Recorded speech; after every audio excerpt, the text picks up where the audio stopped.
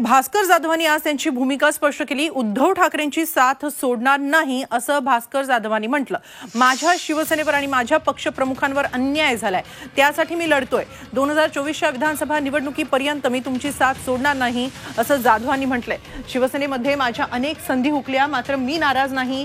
मी पदासाठी कधी संघर्ष केला नाही असं ठामपणे सांगत माझ्या पत्राचा विपर्यास केला गेल्याची खंत यावेळी भास्कर जाधव यांनी व्यक्त केली।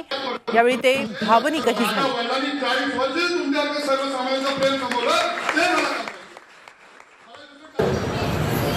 हे अशा भानगडीत तुम्हाला काय वाटतं, आम्हाला त्रास नसेल होत का? सोडायचं नाही का? सोडायचं मी तुमच्या पुरतं माहिती करता सांगून ठेवलंय, ते पुन्हा सांगतो, सांगायला नको ते सांगतो।